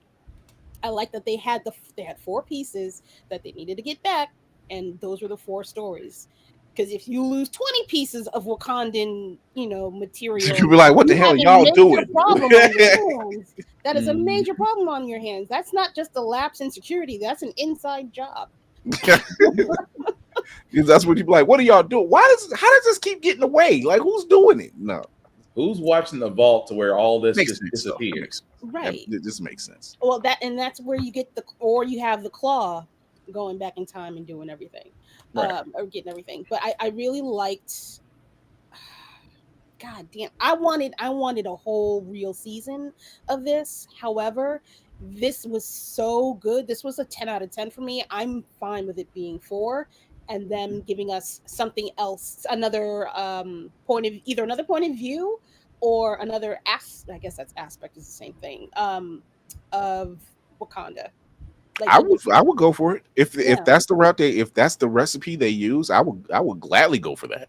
Like you can, the door's not closed on the history of Wakanda. This is just one aspect of their entire history. Like we can talk about Bass. We can go back to prehistoric times. We have not touched any of that. Not yet. It would just it's there. We have history of it. Have been scrapped, ladies and gentlemen. Yeah. So Navy or no Spartan, what did you think of Eyes of Wakanda? What was your favorite episode? Loved it. Too short. Should have actually been 8 episodes. Still, my favorite is the Iron Fist episode, only because of the characters involved and the fact of, again, like Tafara said, they didn't really go into it. I think that was the first Iron Fist. My money is because the first Iron Fist was a woman, so that's why I'm like, that's the first introduction of the Iron Fist there. And at the same time, it did kind of, if anybody was paying attention, it connected the other 2 episodes. You saw the mask from the first one. You saw the jewel also in that same room. And then, of course, going in episode 4 explains that every one of these things tied to a certain point in history. So, 3 was my favorite, but overall, completely loved it. Should have been longer. I think that 4 episodes is a travesty, but, we also didn't get advertising either. So, we'll talk about that in a second. Navy. I will piggyback off of Lady Mandalore. The 4 episodes was perfect. I like the way it presented itself. I like the animation style. It'll grow on you, but I genuinely enjoyed it. It was the right length to tell the tale, but still leave a door open for other iterations, for other interconnecting stories that have yet to be connected to that particular nexus. And I'm beyond excited to see where it goes. And episode 3 was my favorite too. I'm not gonna lie, because I'm an old school Iron Fist fan. Heroes for Hire. When you see him and Luke Cage, anytime I see the proper representation of that character, I'm happy. Definitely give this a 10 out of 10. I'm with you. I'm saying this is a 10 out of 10. But as a matter of fact, Proximity Media is also behind this great show. You goddamn right. Shout out to the Couglers. That's behind this whole thing. That's a Cougler quadruple at this point. This man is on fire this year, and I love it. The consistency for me, ladies and gentlemen, that's what gets me every time. Be consistent. That's it. Knows what he's doing. This man he got the right team. He can I'm be just saying, he's got Afrofuturism. He's got Afrofuturism covered. He's got Black Horror Noir covered, and then or Black Southern Gothic, and then real horrors with the Katrina documentary. Yeah, and let's not forget the tech stuff because Ironheart. Yep. So he's got a broad brush. The man ain't done. Great show. 10 out of 10. I'm with Lady Mandalore. I get why it makes more sense with the 4 episodes, although I would like a little more, but it makes sense when you address it. Say, this is 4 episodes. This is about the War Dogs. We'll probably do another 4 episodes in a year, and it's about something else, and then the lineage of how this started or whatever. Ooh, what if we got the Blue Angels? The Midnight Angels. You still got you still got the midnight. Yeah. You got the There midnight was some- angels. You got the Okoye, you got the prehistoric Black Panther who by the way controlled Thor's hammer before Odin did. So Yep. I think Okoye was in talks to get a series at one point, but then they got axed. Then they scrapped it. It was supposed to be a Midnight Angels. It was supposed to be a Midnight Angels series, but they scrapped it. Okay. Let Kugler have it. He'll know what to do. So real quick, ratings for we've already got 3 10 out of 10s. Man, what do you get? Again, name it something else. It's not a season. This is a special presentation or something. Yes. Rebrand it and I'll give it a 10 out of 10. Until then, 9.999. Oh, really? You deduct a point because of how it's presented. They keep they keep moving they keep moving the goalpost. I'm like the Russian judge in the Olympics. It really was. It was like, hey, they hit us with a surprise, and then by the way, get this out the way. I know Spider-Man's filming today, right? Like we ain't filmed like a lick of shit. We just put the suit on, but we want y'all to know. Here's 9 seconds. We're gonna get to it. Here's 9 seconds of a teaser of the new Spider-Man suit. And that alone was like, I agree with Tony. It's like, just watch Eyes of Wakanda. Spider-Man's gonna be there. Yeah. Tafari. Yeah, I'll give it a 9 just because I wish it had been longer, and I wish we had gotten to the 3rd episode was cool. I wish we'd gotten a little bit more of the internals of Wakanda and how much the War Dogs can play into it, and seeing that there was a whole changing of the guard. 4th episode, definitely my favorite because of how chaotic it got towards the end. Also, I do like the whole historical accuracy with Ethiopia and that war that took place, and placing Wakanda in real world aspects, and just like, hey, we've been everywhere. We just here to collect our stuff, and y'all got the rest. But seeing a little bit of the future that could have been, or I don't know much about the Swarm or the Horde or whatever it was called, but yeah, seeing the whole Space Marines moment, I kind of liked. So if you really want to know more about the lore of Wakanda, or at least the Protectors of Wakanda, go get Protectors of Wakanda by Karen Mahorn. It's a great read. It's a great read, and it tells you, and it's accurate. Same thing I said with the ending of What If. They needed like one more episode to give them. I feel like there was so much that they had, and they definitely a lot of stuff got thrown on the floor. Yeah.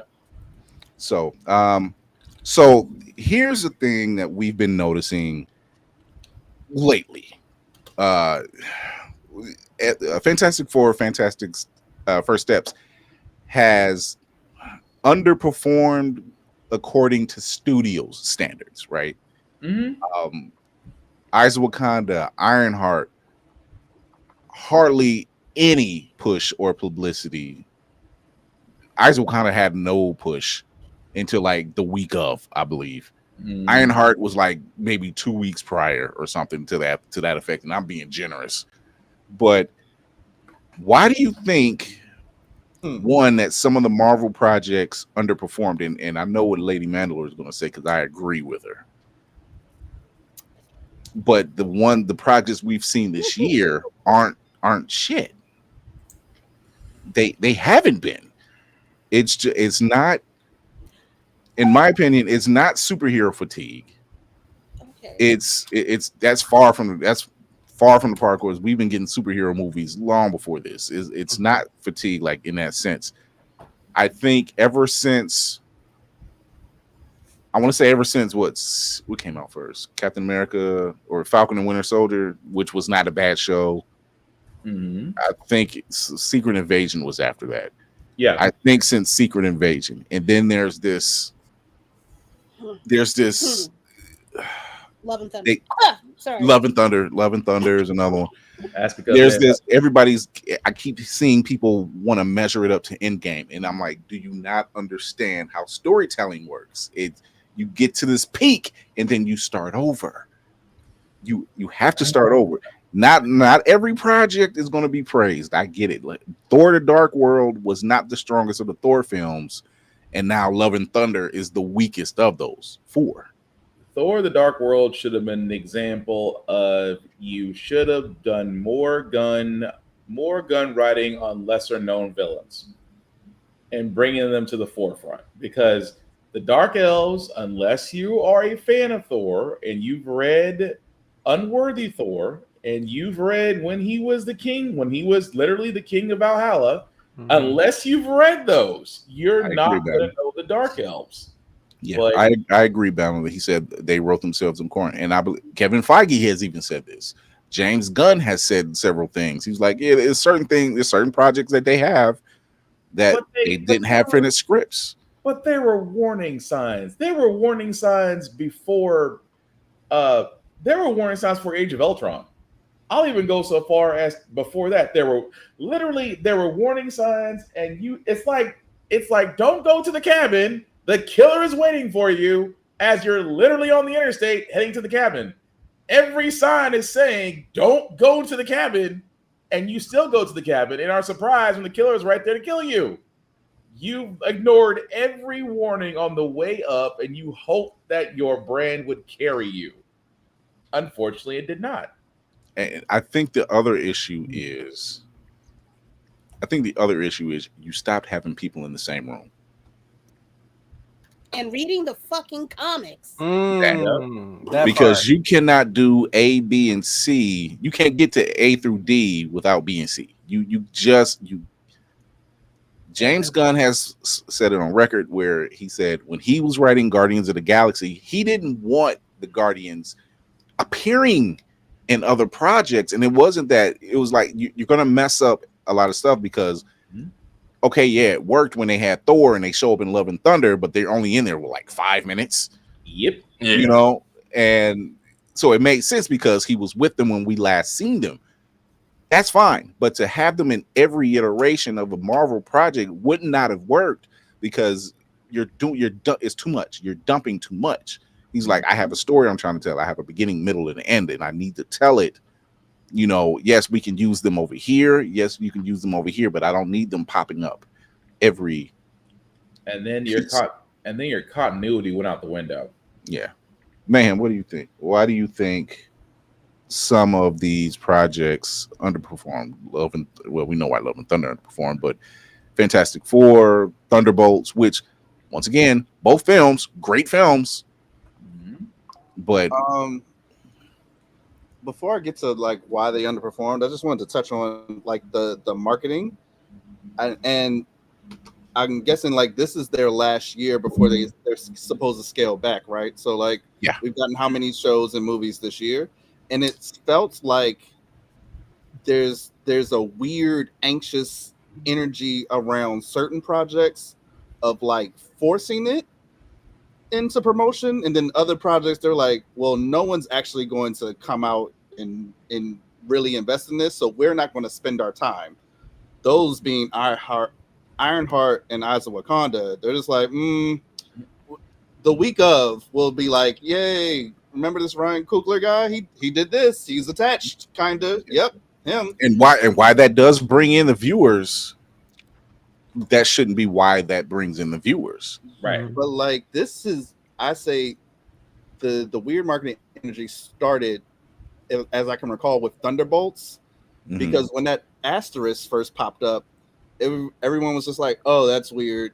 I'm sure that'll be explained at some point. And then you go see the movie and you understand it's explained in the movie. And I feel like word of mouth could have gotten like, hey, not only is this a good movie and interesting, like you'll find out what that's about.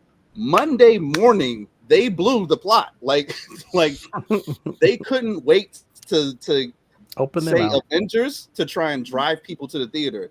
And I think it had a reverse reaction. And the same with Fantastic Four, almost. They oversaturated. I feel like Fantastic Four was on two. They had a great promotion run. Boxes and popcorn buckets and everything, and like everyone that's still hyper invested went week one, and then I don't know. We've gotten into this weird thing where like everyone casuals start watching box office, and like that week 2 box office return didn't hit the way they expected. Like, oh, it must not be that good. I think I'm gonna wait till Disney Plus because that's gonna be in like 45 days. It seems like anyway. And what did I say about people in short attention spans earlier in the show? Go see the show. Go watch the film. Go. It's.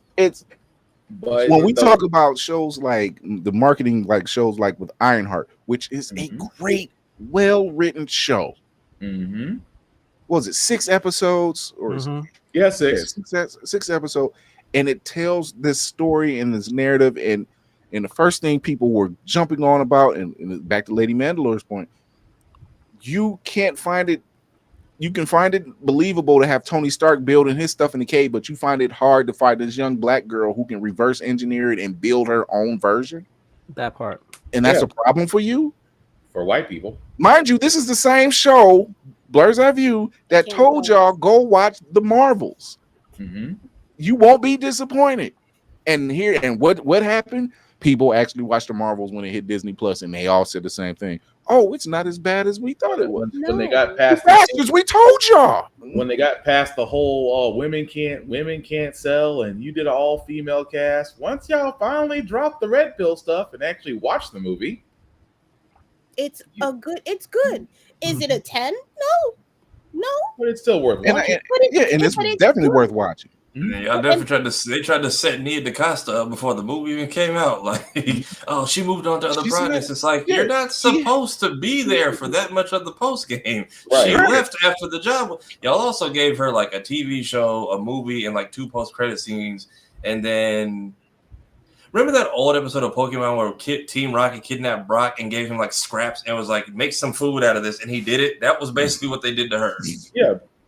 Yeah, and if you know how films and shows are shot, there's a window that needs to be made. Like she's doing a job, she's been hired to do another job, stuff runs over. She's like, I can't be there for the red carpet. I'm filming this. Right. So like the whole red pill, I'm glad we're getting past the red pill stuff because I haven't heard a lot of it, but still there's still an air of it, you know.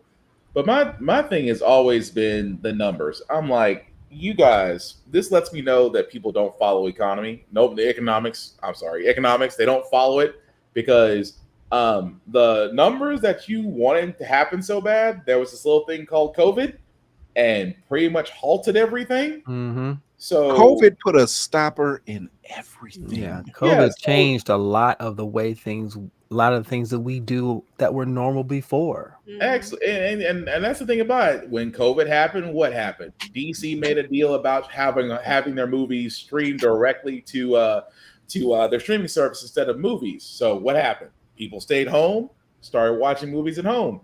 Marvel had their little bit where they couldn't get things off the ground. Again, things went up because of certain idiots. The numbers that were there that was pre-COVID are not going to come back post-COVID. So when I read it's like, oh well, Thunderbolts did bad. No, Thunderbolts turned a profit. Did it? Yeah. Yes. They did. Thunderbolts turned a profit. Superman has turned a profit. All these movies have my personal favorite, not to cut you off, was Sinners. They try to say Sinners didn't turn a profit. And no, that's where it started. That's where it started. It started with the pocket watching because what is it? Second week drop off is now the new how many players on Steam? Yeah. And they've like, gone. They've taken that. Yeah, that term was not a thing before Variety started talking, and they got chin-checked by and all I of the used black to internet. and I used to respect Variety until they said that. They got real weird with. I'm like, yo, it's only had one weekend. What do you mean? But that's what I'm saying. So, Hollywood Reporter be on some. Yeah, so I promise you, crazy. before they wrote that article, the word second week drop off was not as commonplace as it has been for like the last 4 or 5 months. Because now that's every movie scale, and I'm like, y'all weren't doing this. Y'all weren't doing this before April, but all of a sudden Sinners came out. Y'all was pocket watching too heavy, and now that's the new metric we're going by. It was Friday premieres, then it became Thursday pre-showings. Now it's second week drop off. But that's the problem. They all want to go by the box numbers, the box office numbers of old. You cannot do that. You cannot gauge success by previous numbers when we didn't have all this stuff that happened beforehand. Not only that, we don't have the movie runs like we used to. We have 45 days now. We used to get 90. Yeah, you go see a movie on day one. You might miss the pre-order for the Steelbook when it drops. Like Thunderbolts drops later this month. Yep. If you just kept a movie like Thunderbolts or like Sinners or Superman, any of them in for their 90-day run, they would do the numbers that they wanted so bad. Honestly, I'm surprised they still got good numbers. They all turn every last one of these films turn profit. I don't know about that. I don't think there's that many people like trickling in to warrant that. But I will say not now. No, I will say this: if I will say the numbers would have only come back if you did not have streaming as a backup. If you literally sat there and said the only place you can see this, because now everybody's like, no, it's gonna come to Paramount. It's going to come to HBO Max. It's going to come to Netflix. It's going to come to Amazon. It's going to come to Apple TV. We're just going to wait. And that's what a lot of people are doing. They're just sitting there saying, I don't have to watch this right now. I just have to wait my time. Yeah. As Kara's doing thumbs up right now. Yeah, I was like, how fast they blew the whistle. I thought Thunderbolts was going to slowly reach green, but not do it. I didn't know they'd actually cross their mark. So I'm like, y'all could have just let Stitch burst through the thing and let that ride for like a month, and that would have been fine. Why did y'all had that ready on Monday? Like I haven't been. The film ain't 48 hours old yet, and we already ripping the stickers off, and that's why there was a time when Captain America: Civil War dropped, and when that movie dropped, that airplane scene was not talked about for well over 2 weeks. Right? No one spoiled it. No one said anything, which I appreciated. I said, I don't know what happened to y'all. Y'all got on there and ran your mouth. Even now, if people are wondering why I don't do like movie reviews for TikTok, I said, because everybody's doing them. Yep. I'm not part of that crew. I like watching a movie and then I'll get out and I'll talk about it. There's no shade in that, but I'm like, I'm not doing it just to get clout. It's not a requirement. Literally doing it as they're leaving the theater. You gotta be first. You gotta be first or your last. Yes, I get Ricky Bobby, but still, I'd rather be at the Ponderosa Steakhouse. I don't want to be told about who wins the race at the time you leave. That to me, it cheapens it. Like I said, I kind of wish that it didn't happen, but let's be honest, in this day and age, clicks, short attention span, attention span. And I agree. Shoko said movie tickets they're disgustingly high. I've been seeing a lot of movies lately. Hey, I can't get onto AMC Stubs right now because even with my tickets at work, discount is like it's trash. Yeah. Christy D, she says the same thing. It's too expensive to bring a whole family. You go to a family of 4 with a regular tickets price. Get it. Yeah. We need more dollar theaters. I will say bring back the dollar theater, especially because when we had ours, it did numbers. AMC's are they expand? They're expanding it. I think they are. They are. Wednesday. Yeah. Yeah. So they know doing something. the Wednesdays. Yeah. I'm sorry, go ahead, Tafara. I was like, I wonder if my AMC back home was participating because the Dollar Theater across the street just shut down, so now they have no competition. That's what it made. I love going to a movie theater. I definitely love going on an opening night for something that I have had anticipation to watch because I like being in the midst of that crowd. Yeah. And being excited. Cap picking up Thor's hammer. Yes. Okay, no, that's a once in a lifetime. But also the midnight showings because some theaters I know. Oh my God. Some theaters they do midnight showings and they actually do fun things like they'll add on extra stuff or free swag, what have you. But the experience isn't what it used to be anymore. And I get what you're saying, Chris. The experience ain't what it used to be. So like most families, look, I know I got 3 kids. Going to the movie theaters is not fun. Spartan got to pull black missions. He got to pull blackout missions. Me and Obi have snuck out more times to go see a movie. That boy, I'll put his way, has seen more movies than he's seen Sesame Street videos at this point.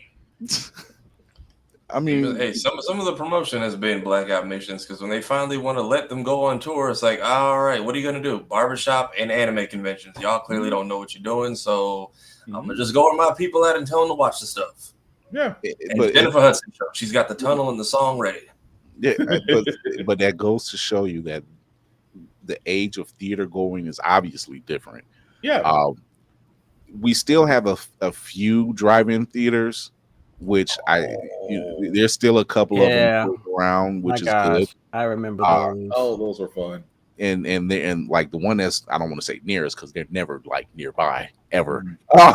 They're like 40 minutes out or something, 45 minutes out. But even then, there's enough good film right now out that they, before it used to be like, oh, I'll watch this, but then the second screen over here has got something else I want to watch. Now it's like, yo, there was a time I watched Terminator 2, Oscar, and what was it, Planet of the Apes, all at the same damn time. And the sad part is, in this economy, don't ask me how I did that. That's probably ADHD. I don't know. But drive-thrus would make such a killing now because think about it. I know the one I used to go to, you could watch 3 movies for $10. And they had and I know for ours, we had vendor trucks. So you had tacos, ribs, steaks, all lined up. What movie drive-in theater? You go? What the hell? Yeah, that was ours.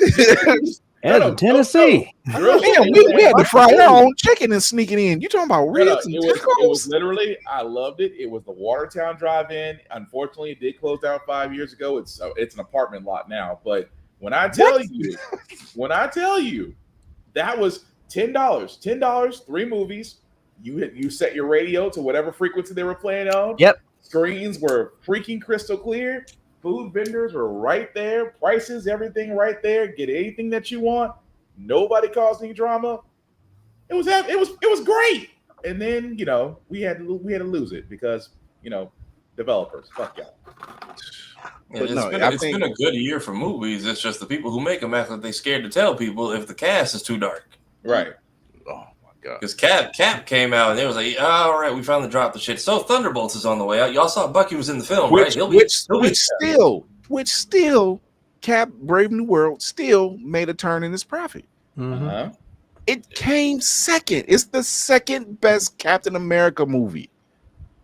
It felt like they didn't want to claim Cap won. Like everybody's so afraid of the DEI label these days. And that's the thing.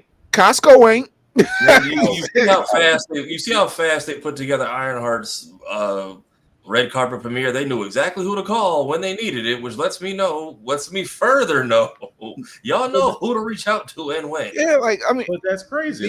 These projects are fun. If you're not familiar with the characters, it's a good time to jump on board to find out. There's certain we do write-ups on blerdseyeview.org. So there's places you can go to check them out and say, oh, that's who that character. Kira wasn't familiar with some of the characters in Superman. Everybody outside. I'm not gonna hold you. Outside Superman. I know who that is. Yeah, and she didn't. And that's fine. But about Jimmy, if you want Olsen.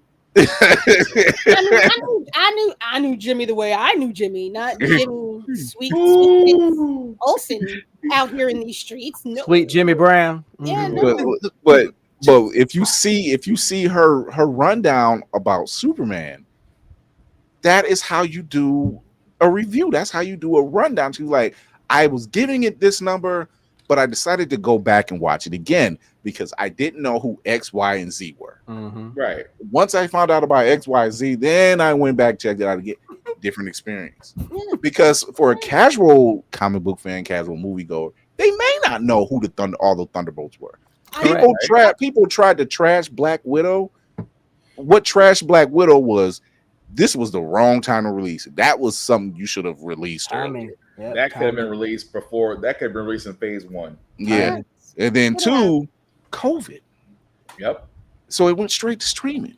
I just watched Black Widow 2 weeks ago because it's a fun film. And besides, I like Yelena. She won me over right away. The mac and cheese line still gets me. I made you mac and cheese. The other thing that they're not, I don't know. I would love to talk to these people that are sitting down at these board meetings and thinking about financials. why aren't you using these movies to drive people to buy your comic books? Like, why? Where is the logic in that? Because like, because they're looking at toys. Exactly. Which is a dying breed. They don't know how to spread the wealth. That's the problem. Yeah. But formulated by saying, if you want to learn more about these characters and more, at the end of the fucking movie, here are issues XYZ, da da da da da, run, da da da da da. Go get them. Here's a code for 5% off or some shit, or show your movie fucking ticket and get XYZ amount of money off of it. And now you're coming full circle. But that would be common sense. That would be common sense. I mean, say what you want about Bo and X-Men, but he definitely gave you accurate homework every week. And he basically, in one of his recent Twitter spills, he basically said, like, yeah, this is the type of stuff they wouldn't like. You have, like, Kevin, who gets it, is like, I understand that book, I understand that reference. And you have the other people in the room who are just like, yeah, can you dumb that shit down? I don't get any of it, and I don't think the people watching will either. And then Bo's like, why do you think they're here? So he's like, and then I look like the asshole. Audience. Yeah. He's like, and then I look like the asshole in every meeting for saying, hey, let's do comic accurate things. Let's call them by their names, not just the red one, blue one, and the green one. Yeah. Mal makes a great point. He's making a great point. He said, let's be real. The Ashen will think a white cap's ice is always colder, even when the white cap passed the mantle and chooses to be the black cap. And it's true. Cap in comics, Cap in the movie passed the shield on, and they still gave Sam problems in the movie and in the comics. And in Moon Girl and Devil Dinosaur. Yep. It's like his first arc post shield was pretty much Thunderbolt all rejecting him.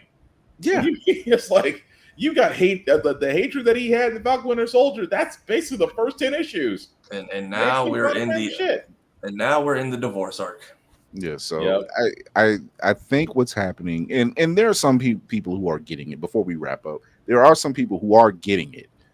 They're pushing past the red pill wave and the toxic masculinity, and they're pushing past it and literally going in and giving a project a chance and saying, oh wow, this actually was really good. I want to find out more. There are some people who actually will go, hey, there's comic book fans, actual fans, positive ones, who I want to take my kid to go see this, and then they're more interested. And now I want to take them to a brick and mortar so they can see. That's why I shout out Carolyn Johns, because when John had his first child, he said, yes, it's a comic book store for fans like us, but what about that generation that's coming up that we're raising? So he created a whole kids section, and you have a whole bunch of kid version of Wonder Woman, Batman, all these different heroes, and they're actual written books by authors that they're out there,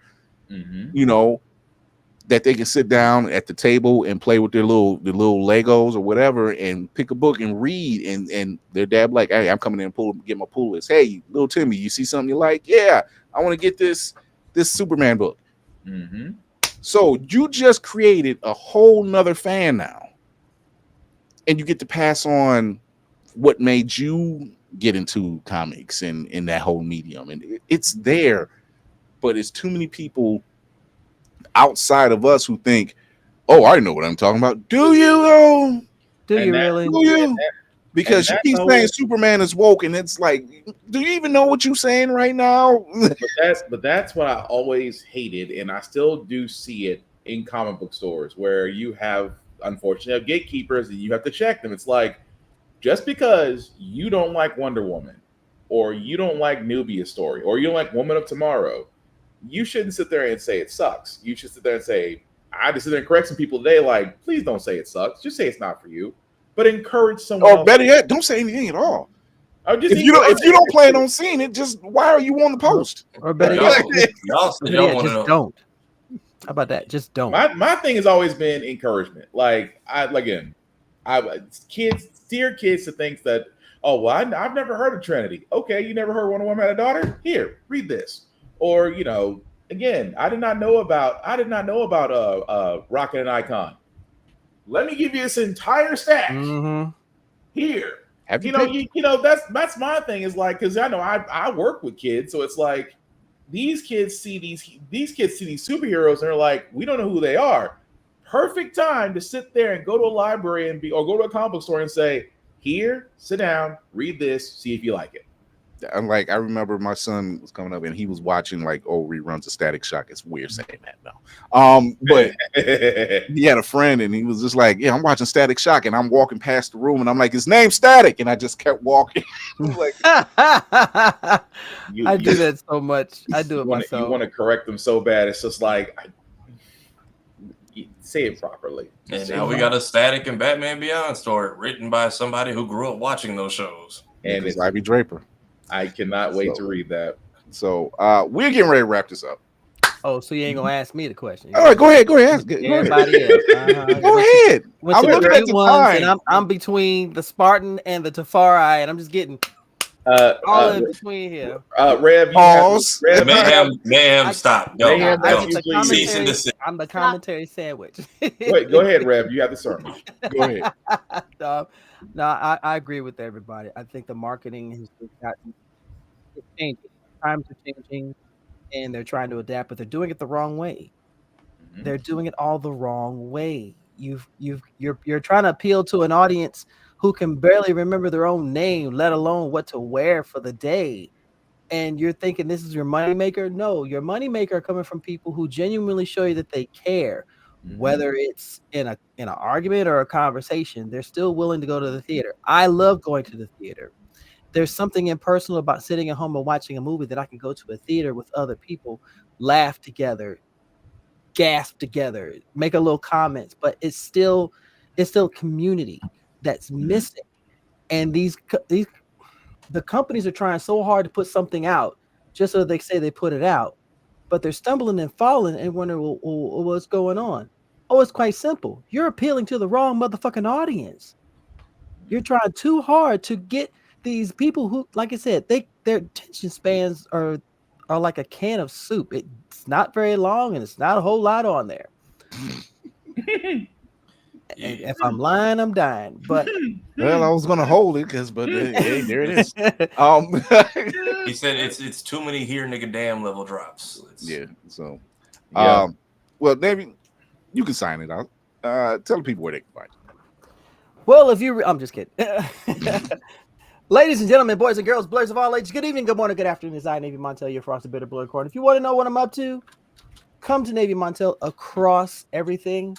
I was going to do a YouTube video about San Diego, but I think I'm going to do a live because I want to engage in conversation about San Diego. And if I can get the right people invited in, we're going to have a conversation because I'm tired of people talking about this convention and yet you're not ready to deal with people, but you want to bitch about it.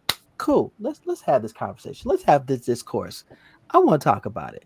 And Atlanta Comic Con coming up next weekend. I'll be at Dragon Con. If y'all are out there, you find me, you see the beard, stop and say hello, please, by all means. At any of his panels as well. Yes, he is. He's a panelist this year at Dragon Con. Two panels. First time I have two panels. Yes, I will be on. You have two scoopings. They're both on Friday. I have a panel with Greg Burnham, Marcus Williams, and Afua Richardson talking about hip hop and comics. And I'm the moderator, which is exciting and nerve-wracking at the same time. And I will be on a panel with our brother in arms, Blerd Over, and a Hot Wings and Question panel. So, dear God, Skip Pepto will be on deck. Okay. With Skip, hot fire. You're gonna need the Pepto. Don't bring them nigga wings either, bro, because I'm trying to make the other 4 days. Okay. Oh my God. Statue is only 3 pieces. It's not that hard. Yeah, well, I only got one stomach. Lady, man, I'm talking about the statue he has. Talk to the people, Lady Man. Lord. Hi. I don't know what's going on. You can find me and this lovely gentleman. Get right that one there. Live on Sundays at 7 p.m. Eastern Standard Time, where we talk about indie comics. Like, you just had it. There we go. New Game Plus. You should pick one up at raycomics.com. You should tune in. I am still 35 viewers away from being monetized because I got the hours, I think, officially now. I think. So please, please help I'm so And proud of you. yeah, I know it hurts. She has 35 people. 35 people. Click the damn button. Tell a friend. Almost there. I promise. Almost there. We are entertaining. We don't fuck around. We got the good picks on these comics. I don't bullshit nobody on no bullshit. If your shit's not great, I'm rooting for you to get better. That's all. You can also catch me doing like voiceover stuff on these internets in general. Currently did a voice for coins and items. You can find on the Instagrams. It's really fun. And then last but not least, on Fridays, tomorrow at 7 p.m., I play video games. Tomorrow I'm going to be doing day 3 of Expedition 33 and Star Wars Legos, depending on how long I can stay awake. Star Wars Legos is so much fun. Yes. That game is hilariously fun. It is Yes, fun. it is. Especially when you realize that you've never played it before and you think you did. Look, a lot of Lego games are very fun. Yes, they are. If you play the Marvel heroes, where it's like I think 135 unlockable characters. Oh yeah, that's just non-stop fun. Man, talk to the people. Hey, as the newly appointed producer of the show, I'm trying to get us out of here on time. So I'm Will. I talk movies and comics and stuff. Find me at the thing you see up there. Mental health is important. Love yourself. Love somebody else. Move it on. The Spartan. Damn. Okay. Yes, it is I, Black_Spartan 615. Show's still going on. How the frack we got here, of course, every Wednesday at 7 p.m. Tomorrow, me, Tafara, Joe, and myself will be doing the 200 episode of Get Bit. Fridays at 8:30. Congratulations. Thank you, Kanky. We at the same time still doing games. Just a little bit later, still doing Wu Chang Fallen Feathers. So it is a Souls-like game. So if you like to see someone get mad, cuss, and then try to figure it out, join me. It's fun. At the same time, guys, respect cosplayers. Wash your ass. Don't be a dick, and we'll all be cool. I missed that one. Go ahead, Tafar. Missed that call line. Yeah, I do the edits and things on this page. So please, if you have been missing us in our absence, please go check out a clip, go check out a highlight. Go to our playlist section. We got to do a lot of cool stuff with Navy and Whoopty over at MomoCon. We got to talk to the Boondocks cast, which was basically like a 40-minute improv set. We got to talk to Miss Zaina Bear, who is a very kind, sweet individual. Very much enjoying her come up and seeing her be successful. Kira also got to talk to Crystal Chanel, which happy Dirty 30. She's officially crossed over to the other side with me. Yeah, please, we upload Monday, Wednesdays, and Fridays. Trying to get those back into the algorithm. I know we've been gone, but we haven't actually been that gone. Posting on my channel regularly. It is same name on all platforms. Finished Sonic and the Black Knight, still going through Zelda, figuring out what to do next after I get done with these, probably this week. I do take suggestions, so feel free to shout out. I will see if I have it in my closet. All right. I'm your man on the wall, captain of the ship, Chris Fury. Thank you, everyone, for tuning in. Thank you for all the people who are in the comments section. Remember to tell everybody, to tell a friend, to tell a friend, to tell a friend about Blerd's Eyeview. Remember to like, share, subscribe. We are live Tuesdays and Thursdays, 8 p.m. Eastern on YouTube and Twitch. You can also catch us on Always Press Record. That's APRTV on Roku. Shout out to Trey Lawson. We are doing a lot of things. So if people keep asking, Chris, why aren't you doing games on Twitch? I was like, I'm doing a lot of other stuff. I don't have time. I'm only one man. I don't have life model decoys at my disposal. So with that being said, remember to educate yourself and others, entertain yourself and others, most of all, encourage yourself and others. Check in with us next Tuesday, because who knows what we're talking about, what comics we're going to be covering, and what indie stuff we'll be flipping off. But until then, we will see you guys soon. Don't be bitches. All that other stuff. See ya.